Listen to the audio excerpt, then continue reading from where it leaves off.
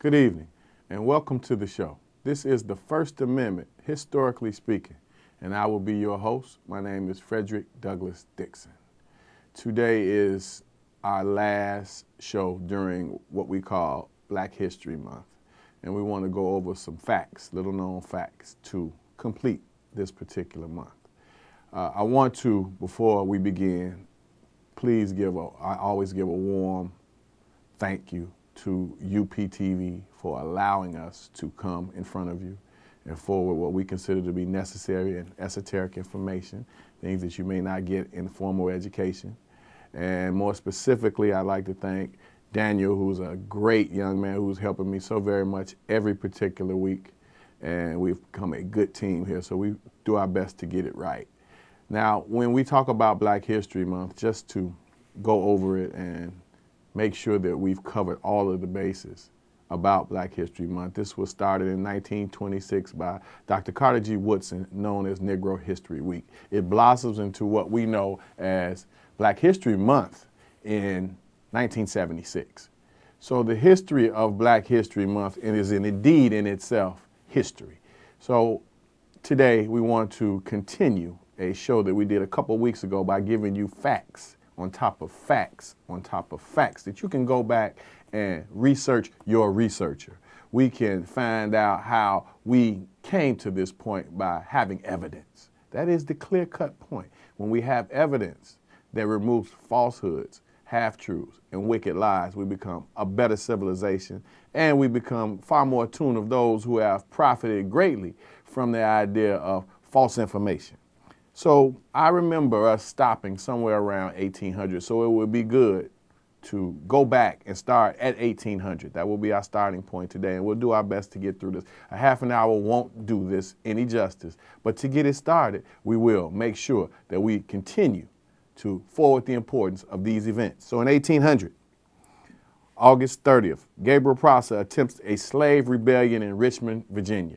Not a lot of people know about Gabriel Prosser. And then there's another young man we'll talk about, Denmark Vesey. But these particular men, they are prior to Nat Turner. So to make it correct and make it proper, we need to understand that there was a huge movement for slaves to be free, for rebellion. Yes, the social atmosphere was very right, but these things have been removed from the history books. And even how, when we look to the archives as primary sources, we look to how some of the newspapers reported these incidents, more specifically those incidents of lynching. And you find a huge disparity between what happened and what was written. So Dr. John Hope Franklin said there must be a distinguishing difference between what has happened and what those who have written said happened. So today is our effort to make sure that the latter thought, those that really happened, is forwarded to you. 1804, the Ohio legislature passes the Ohio Black Codes. And in doing so, the first non-slaveholding state that has placed restrictions upon blacks. So when we talk about Ohio and we talk about Oberlin College and how it was the very first college to admit both blacks and whites, males and females, the atmosphere in Ohio in legislation in 1804 sets the pace, more so than the social atmosphere. In 1810, the Congress prohibits African Americans from carrying mail. Well, that was a pretty necessary fit and, if you want to say it, a war maneuver. Well, we know for a fact that literate slaves read the mail to become very more so attuned to what the white population was discussing and what was important. So it had gotten to the point where a law was being passed. So we saw the ingenuity of the slave. We show the ingenuity of the downtrodden. We show just how specifically ingenious these people were. So 1812, father of black nationalism, who we know as Martin R. Delaney, is born in Charlestown, West Virginia. Very unique subject in African-American history, definitely known as the father of black nationalism and a counterpart to Frederick Douglass. 1818, Frederick Douglass is born in what we know now is Talbot County, Maryland. He's born as Frederick Augustus Washington Bailey. Now, how Frederick Douglass came to be Frederick Douglass was he was a runaway slave, and he was as well speaking for a group of women in England. So he had traveled to Europe. More specifically, he was in England, and he knows that he cannot return under the name of Frederick Augustus Washington Bailey. As the story is told, he goes to see a play called Lady of the Lake. And in that play, Lady of the Lake, there's a protagonist whose name is Frederick Douglass, and he takes the name of the protagonist and returns as Frederick Douglass. Far more popular than the character in the play. But Frederick Douglass is one we should look to and understand his brilliance. And if you are to compare and contrast counterparts, compare and contrast him to Martin R. Delaney. We'll discuss that if time allows. The Compromise of 1820 allows Missouri to enter the Union as a slave state. Folks talk about it being a border state. And Maine as a free state. Compromise means give to get. It also set the boundary between slave and free territory in the West at 36 parallel. We talk about the Mason-Dixon line. These are indeed facts. 1822, Denmark Vesey, a young man that we just mentioned, is arrested for planning a slave rebellion in South Carolina. Yes, Denmark Vesey. And those people who have been written out of our history, Gabriel Prosser, we mentioned him. These people had the fortitude to literally organize a slave rebellion. And we'll talk about perhaps the most slave rebellion in just a few minutes. 1827, Freedom's Journal became a publication on March 16th in New York City as the first black-owned newspaper in the United States. Mr. John Worsham and Samuel Cornish were the editors, the initial editors. 1827, slavery is officially abolished in New York. So please be very cognizant that prior to 1827, in New York, state of New York, New York City, it was legalized until 1827. 1829, David Walker writes his appeal.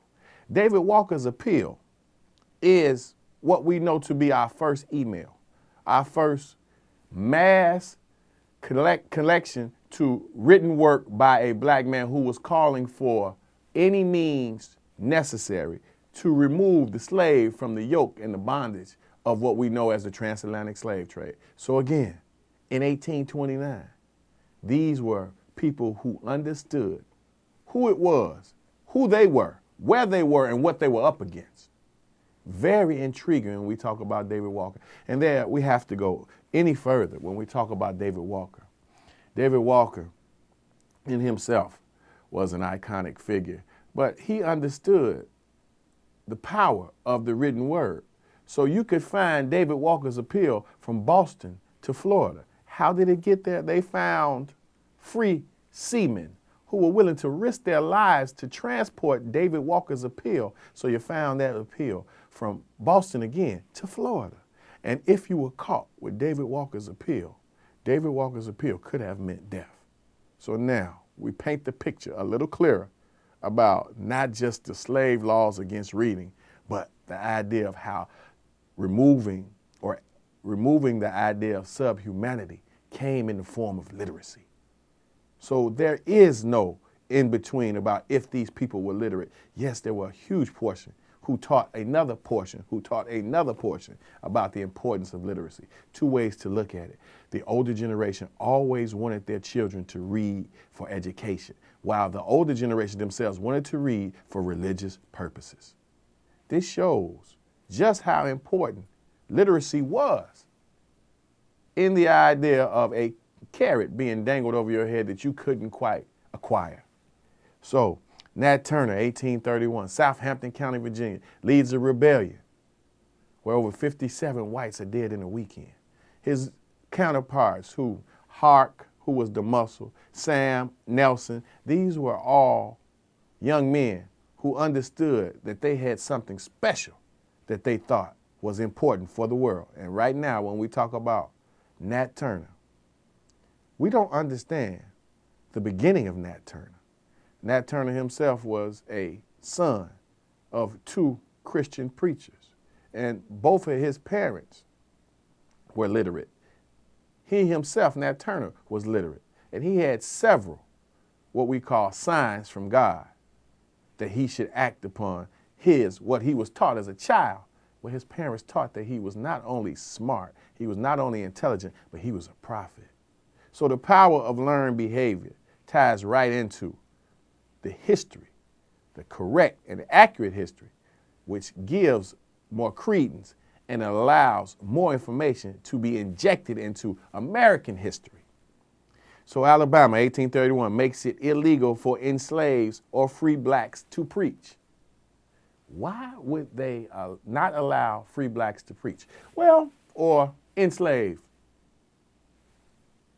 people to preach? Well, there was a connection with the slave population. There was a connection with the African American or black population, and there still is a connection to this day, regardless of all the techniques and strategies that have been used to erase this connection. There is a connection as the original man on the planet, the original woman on the planet, and those who have produced the remainder of those on the planet with Almighty God. There is something about that connection between the black man, woman, and child with God, and he said he made them in his image.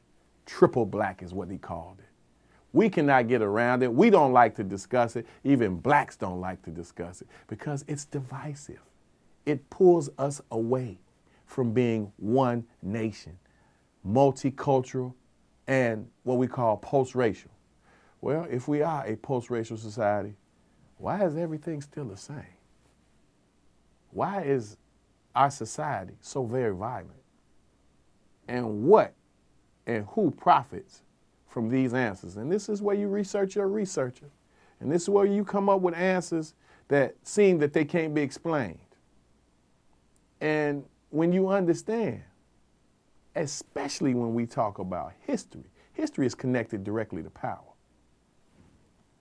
1831, the great abolitionist William Lloyd Garrison of Boston founds his newspaper, The Liberator, first abolitionist newspaper in the United States. Frederick Douglass was mentored by Mr. Garrison himself. William Lloyd Garrison was a staunch ally and one who's tied into transcendentalism and the transcendentalist group in Boston in the 1850s, who were indeed abolitionists.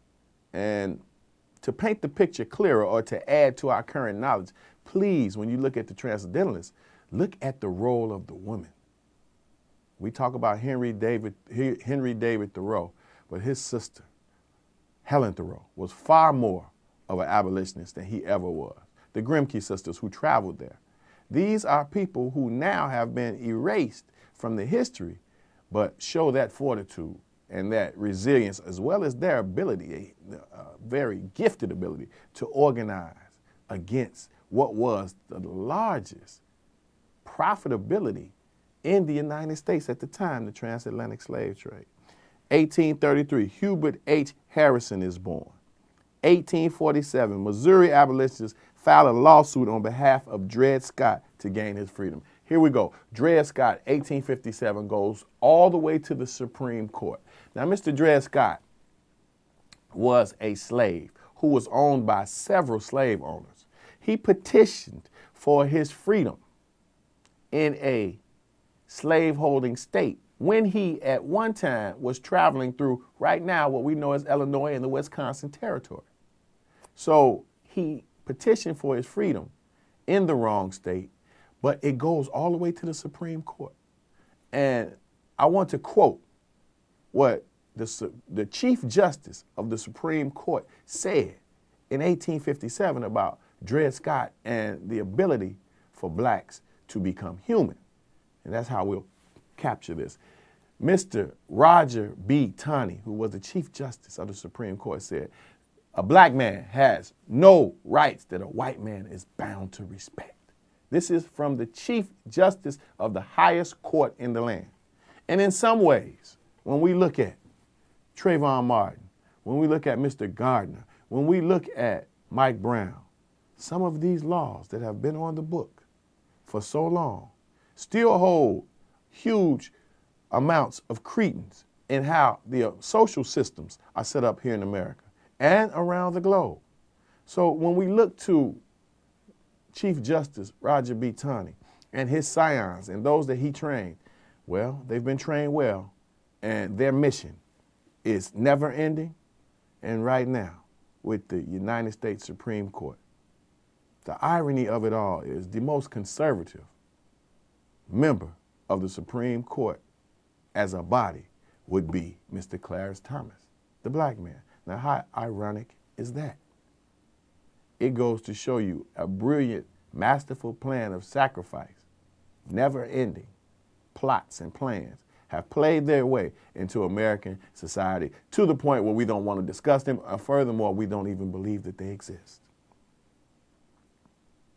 1839, August 29th, an American vessel known as the Amistad and its 53 slaves were in London, Connecticut. If you've ever seen the movie about the Amistad, give us free, Cinque.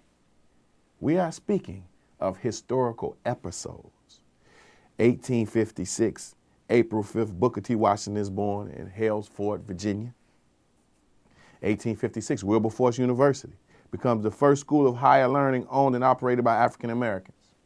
1859, October 16th, Mr. John Brown leads 20 men, including African Americans, into a raids on Harper's Ferry. Harper's Ferry was a place that housed guns and munitions for the United States Army. Now, the funny part, or the part that's little known about Mr. John Brown was supported by the Transcendentalists financially. He was indeed a friend of Frederick Douglass. He was indeed a friend of Martin R. Delaney. So history in itself, when it connects and it interlocks, it becomes far more viable. It also becomes far more understandable when we unplug a few of the avenues that have been used for misunderstanding and follow them correctly with the light of understanding under the searchlight of truth. It becomes far more interesting for those young folks who are reading.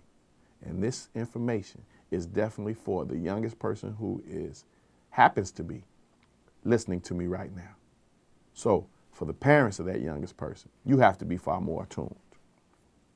1862, July 16th, Ida B. Wells Barnett is born in Holly Springs, Mississippi. And for anybody who's traveling to Chicago, Ida B. Wells' home, there is a historical marker in front, but I can give you the address, 3624 South King Drive. Now, the part about Ida B. Wells being an anti-lynching hero, we can't question that. Her ability and what she had done, her reading and writing, and her fortitude cannot be questioned. But to tie something into a little bit more understanding, 1893, Ida B. Wells is, in 1894, 1893, she is at what we call the Columbian Exposition, which is the World's Fair in Chicago. She is housed in what we call the Arts and Fair, the Arts and Crafts department, and she's there for an entire year with Frederick Douglass. Frederick Douglass dies in 1895, so prior to the last year of his life, he's at the Columbian Exposition with Ida B. Wells. How historical is that? Ida B. Wells and Frederick Douglass. Now, these things are not being taught. The question is why? Well, with a clear understanding of one's complete knowledge of self, it changes one's mind, it changes one's destinies, and it changes one's reality. And for those who are systematically profited from the ignorance of the masses of people, that's Americans. There's a group who is just profiting from the immense amount of ignorance of Americans. And then we go into specific factions, and I'm more concerned with the ignorance of the African-American crowd, or what you consider to be African-Americans. It's not what people call you, it's what you will eventually answer to. So that makes me indeed a nationalist. But I want you to understand, a nationalist only means that he believes or she believes that their race and what it is that they need should come first. It is of upper importance in their thought. Now, when you say an Irish nationalist, an Italian nationalist, a German nationalist, or a Spanish nationalist, none of these particular terms evoke the immediate responses when you say black nationalist. Well, what does that mean? Are they going to tear the country up? Are they going to become violent? That comes right behind the idea of a black nationalist. No, I don't foresee right now black nationalists being powerful enough to change much of anything. We are consistently tested on what's important, and we have consistently, as black nationalists, failed to meet the bar, failed to meet the quota, failed to be par for the course. So when we talk about the failure of the Negro intellectual, those are things that we have to take in and make sure that we understand clearly there's a difference between just bashing and telling the truth. The white architects of black education is telling the truth. The failure of the Negro intellectual is telling the truth. This is a part of what we know to be our sickness, our psychosis here in the wilderness of North America. It's called histriosis. So some of this information that we're forwarding will clear that up. But we are on what we call a long haul. And we are continuing, as I see it, to build what can become a very bright future. But it will be very tough. 1863, the president, Abraham Lincoln's Emancipation Proclamation, January 1st, 1863, which most folks believe freed the slaves. Well, according to President Lincoln, the 16th president of the United States, he said this was a necessary and fit war maneuver, which injected almost 400,000 African Americans into the fight of the North and the South, which was a tide turner because up until that point, the South was winning the war. And I'll quote our president, President Abraham Lincoln. He said, "If it were not for the Negro, the outcome of the war would have been in doubt." Without question, if we look back and be very specific, you will see the tide change right after the Emancipation Proclamation. But the Emancipation Proclamation was never the idea of freeing black slaves. Another quote from Abraham Lincoln that puts us right in the middle of veracity. He says it, "What I do to save the Union.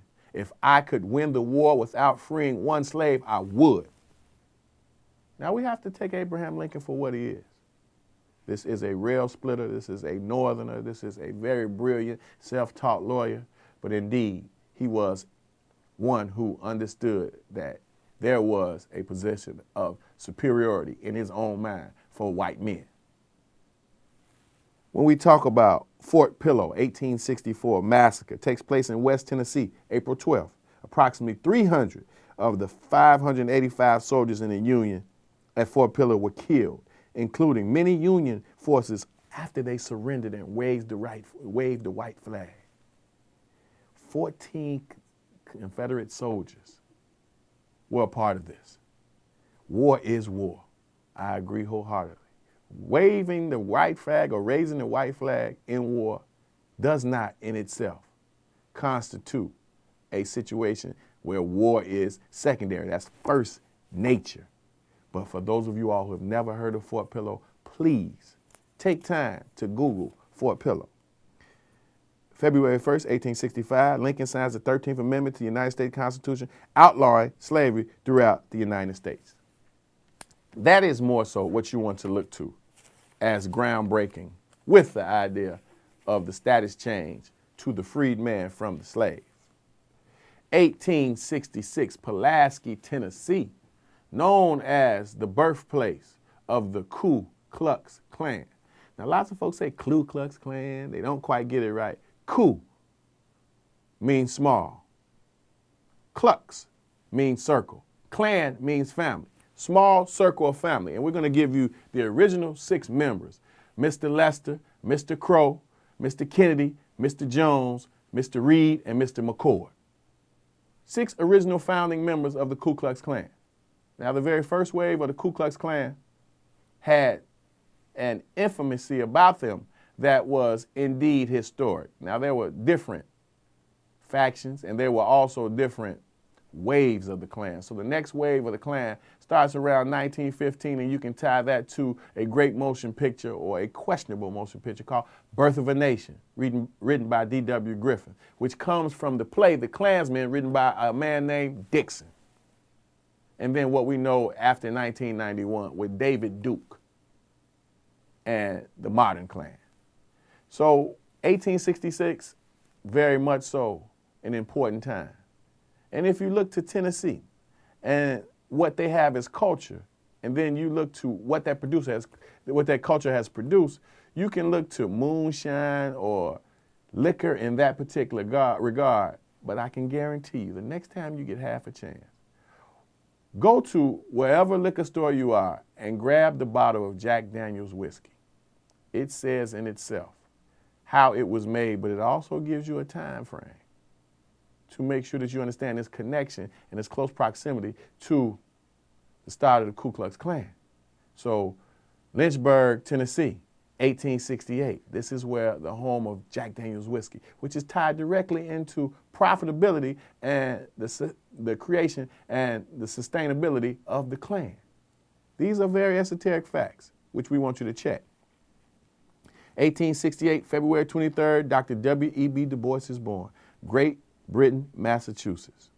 Now, I can continue with facts after facts after facts. But for us to be very clear and to do our best to put a cap on Black History Month, Black History Month never ends. American history never ends. So there's absolutely no way that what blacks have accurately injected into the fabric and the tapestry of America can be silenced after 30 days, can be put to only a mere month. Well, we need to make sure that we understand Dr. Carter G. Woodson. That was never his aim. Dr. Carter G. Woodson's, from his mouth, from the lips of the doctor himself, his idea was to inject the accurate history of what blacks had done into the American fabric so that they could participate in the affairs of the country more intelligently. This brilliance of Dr. Carter G. Woodson, the brilliance of that shows as we complete our understanding of Black History Month. And for all of you parents out there, yes, you have to raise the bar. We're not doing enough, and I know the stakes are very high. And that's why I will always be an advocate for those who understand that our time is ticking and we are under a wicked oppressor. And we, to this day, have an apathetic slumber that shows through our artificial glibness, which produces a connection to our open enemy that at this point is causing our future generations and those who are younger than us to have a disdain for our leadership, have a disdain for our understanding of our own enemy, and have a disdain amongst generations. This is what you're seeing now. No, the facts that we read to you will not settle that. But it will give you far more room to understand exactly what you will be facing. So I say to you all, thank you for giving me such of your attention that we could make sure that we talked about some things that you perhaps won't hear in mainstream circles. I would like to thank personally the Honorable Professor Willie Dixon Jr. for his rendition of a very, very important part of history last night at Kankakee Community College. Excellent job. Thank you so much. I want to say happy Savior's Day to all the believers who travel to Chicago or all over, but I happen to travel to Chicago and make it to hear the Most Honorable Minister Louis Farrakhan's address. So if you can go on YouTube, you can find that. And you should also look to the Honorable Minister Louis Farrakhan's The Time and What Must Be Done, 2014. I say to all of you, thank you so much. I thank UPTV again. Ladies and gentlemen, this information may in no means change your mind, but because truth and you are so important to me, I just thought you ought to know. I remain with esteem and respect, a distinguished man of color, Frederick Douglass Dixon. Thank you.